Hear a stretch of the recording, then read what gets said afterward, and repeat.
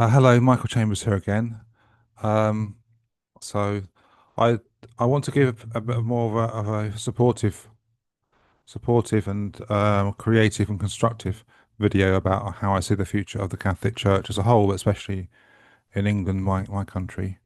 And because I obviously went off against all the Catholic safeguarding people and bishops in a recent video, and I said basically you need to be regulated by the whole government. Okay. But and obviously I'm touching on a lot of sensitive issues. I'm getting no meaningful communication from people in the Catholic Church. No meetings, no with the bishops or anybody. It feels like everybody's running scared of me. Okay, and I understand that, and I know that I've ruffled feathers, and I know that everybody's doing their best to look after people in need in the remits that they have. And aside from Opus Dei, probably they're operating cooperatively and successfully on all those issues. And it's a very unfortunate that Opus Dei is such an utter cancer throughout the Catholic Church that it ends up corrupting everybody that has to deal with it because they want to deal with it and then they realize they can't. And then that puts them in a position where carrying on doing the work for everybody else is then compromised by Opus Dei. That's what we're talking about. Okay, it's sadly, you know, and this is what I'm trying to tackle in the easiest way possible. But I've had to grow myself through all this, and it's not easy for me to be absolutely clean on everything. Okay, and pure and straight. Okay, I've had to grow as well, but I've got to the point where I think there's a solution to the whole Catholic Church, which deals with the problem of Opus Dei with minimal hassle, really minimal hassle. Okay, so just bear with me. It might sound a bit mad, okay, but if you think I've got half decent intentions and just listen to me for a while. It's nothing to act on urgently. It's something to file away, think about for the future. I've got to do quite a few other things first before I can think about this further. Okay, so it's for your information right now. So basically, what I'd like to do is once I've got solicitors, English qualified solicitors acting for me, is then to set up a limited company, and I think I might call it the Freedom. Sorry, the Foundation of Associations of Freedom Organizations, something like that. So I put FAFO on my name. That's a bit of a joke, but I'm trying to keep it light. Okay. Anyway, and the idea with that is that that will be the shell company for a new free Catholic Church. Okay, and I would be the sole director at the beginning. Okay, and I'm not a Catholic or anything, so I'm really not interested in leading any structure, any church structure, none, really, really none. But it's just a temporary thing, okay, for now to sort out some practical problems, okay, and then what I would invite people to do is to become, I don't know, shareholders or directors, maybe directors. That would make sense. Every every lay person in the Catholic Church that's got no child, any no problems hanging over them. Let's put it that way. Can become a director. Okay, every single one, without any terms or anything. If you know of anybody that shouldn't be a director because they've got a shady past or anything like that, then obviously you'd have to tell the company. But so when you do join as a director, you have to have that obligation to report other people who aren't suitable. Okay, but that's the only time really for the lay people. Okay, it's not, in terms of the priests, the bishops. Yeah, the priests and bishops, we'll talk about the Pope later. They would have a lot more terms, okay, and I'd have to think about them quite long and hard. So they wouldn't be in the first in the line to become directors, okay? They'll be quite far down because they're so far implicated into the cover up and corruption of Opus Dei that we need to sort things out first in the legacy Catholic Church, let's call it, before they can come over, okay? But if they can certainly make an application to become a director, and they can certainly, and if and if the people, if the people locally want them to carry on doing the priestly stuff in their churches, that's fine. I'm not going to get involved in that. So that will be up to the directors or, anybody that goes to that church, really. It's not about membership of something. So, but I'll be publishing all the the names of the directors. No, I wouldn't. I don't know. I think about that. I just want to make sure that people know whether or not a clergy member who wants to join, whether or not they want to join, or whether or not they want to stay in the legacy Catholic Church. Um, so it's up to them, obviously, and it's a process. So there's not going to be no change. I don't see any change to um, to how things work on the ground at the moment.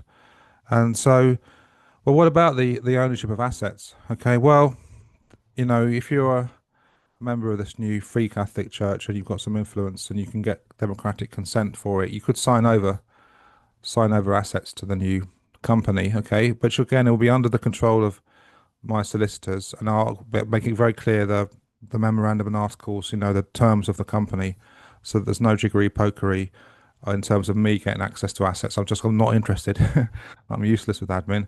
It's just a question of being upfront and using that shell company to sign over assets that are currently from the legacy Catholic Church. Okay, because it's going to take them some time to get the legal act together. If you do that, if they want to challenge that, okay. But if there's enough people that are horrified at the church, the legacy's church, and Opus Dei's and its collaboration with Opus Dei, then it might happen quite quickly. You might have quite a flood of people coming over, and it's going to be too hard for the legacy Catholic Church to deal with it anytime soon. Okay, so as for the new leaders, I don't know, the board, let's say the board, okay, of the the new company, then I would want to choose people at the beginning. All right, people like I know in England, I think, or people I can get a sense of trust. Okay, or they'll be lay people. Okay, and I work quite closely with them at the beginning to make sure that we've got the right people. Because when you have the right people at the top, then and they're ethical and they've got a service mentality, a pastor's mentality, then hopefully you'll avoid a lot of future problems. Okay, and if you have legal expertise and professional expertise all the way through that organization from the beginning as well, and following all the ethical codes of professions in this country are brilliant. If everybody followed them, the world would be a paradise, wouldn't it? So anyway, so you don't need to do anything new. You just have to, be an honest person, a good heart, and be guided by professionals when you need. It's that simple. So, but you need the right people, the people who are free of corruption, people who have gone through the mill and then know what it's like to suffer and to come out the other side and to care for people. That's the kind of people we need at the beginning. Okay, and in time, hopefully, I can. Well, actually, I won't step back yet because there'll be a bigger prize. Hopefully, one day that new Free Catholic Church will be able to start to get through all the legacy of priests and bishops that haven't fessed up about things and start to admit them. Okay, but as lay people at the beginning, I think. I don't know. I'm not sure exactly how this is going to work, but you'd have to consult and see there'll be good ones there too. So there'll be good-hearted priests and bishops. So it's difficult. It needs a bit of sorting out. Okay, and then the prize at the end will be to invite over the Pope.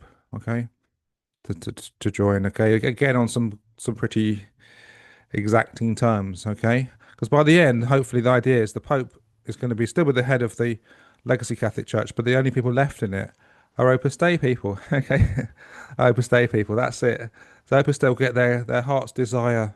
They'll have a church all to themselves, complete control, utter control of the Pope, and utter control of the institution and every asset of that church. 100%.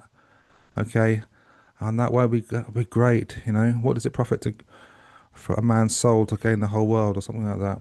Anyway, um, so they might start to think, you know what, it's a bit lonely in here. Like a king in a palace where all his courtiers are terrified of him and they all have fun away from him but never invite him to anything. So it could be like that. So obviously, if there's going to be one number one rule in the new Free Catholic Church is no Opus Dei members for a long, long, long, long, long, long time. Okay, because they're going to need the most vetting, the most, and I won't let anybody in. That's another part. I won't let anybody in secretly either. Okay, everyone's going to have to declare their affiliations. So that perhaps that's our second term for There's only two terms, conditions for membership of the free Catholic Church. One is you declare your own past. Secondly, you declare what you know about other people's dodgy past, and thirdly, you report any member or a supporter of Opus Dei. So everybody's up front right away. Okay, it's not going to stop you being a member, but obviously the information will have to be acted on by the directors. Okay, and so hopefully by the end, the Pope might be thinking, you know what, I don't really fancy this legacy Catholic Church anymore. I'm just with the way Opus Dei people that say how much they love me, but what have they done to all the people that have got out? What have they want to know? Why has everybody else gone? So, but anyway, so he could be invited over on very exacting terms, and to have first of all have a proper interview to see if he's the right person to be the new pope. Okay, or if you actually really need a pope. That's something to think about really. So, I think that one of the reasons I'm not a Catholic is I just think that church is where two or three people are gathered in love. Okay, and I think it's that simple, really. I don't think Jesus came down to found a new structure. I don't think he said to the Pharisees and all the religious leaders of the Jews, woe to you for all your machinating and using the structure of religion against people. We need a new structure where people are worshipping Jesus. No, I don't think he said that. I didn't give any indication of that at all. In his life, well, when he was alive, he was a wanderer, wasn't he? He was roaming around. He didn't set up anything. I know I'm suggesting to set up it, but it's not because I want to set up stupid institutions. It's because I want to minimize disruption, and I want to find a way through where the church gets out of its knot with Opus Dei and is able to deal with Opus Dei on its own terms. Good people in it can start dealing with Opus Dei from a position of strength. Because that's what's never happened. The church has never said to Opus Dei, okay, you're not part of us until you start to do things right. Because the Pope could do that today. He could do that one line in his bath. He could dictate a decree to his secretary. Opus Dei, the prelature Opus Dei is suppressed until such time as it cooperates fully. He could do that. He could have done that. The previous popes could have done that all the way through back to when Pope John Paul set it up in 1982. As soon as got concerns about it, or I could have even anyway, the English bishops expressed enough concerns in 80 and 81, but that didn't make a difference, did it? So I think that's the point. Opus Dei is you have to ask yourself, is Opus Dei really, really from God? Work of God? Is it really from God? Really, in your heart of hearts, you're part of a church that says it's the group. There's a group called Opus Dei. It's established by the Pope. It's got a saint in it. It's got all these other saints coming through the ranks. Is it really, really, really from God? Do you really, really feel that? Is everything about Opus Dei that you've come across confirmed to you that that's from God and the church is absolutely right and infallible? Infallible, because that's the truth. If you set up a saint, you're apparently, I didn't realize this till recently, the Pope's infallible on that. Okay, so ask yourself, is it really fallible? And if it's not fallible, and it's saying it's infallible, well, what does that tell you? What are you hanging around for?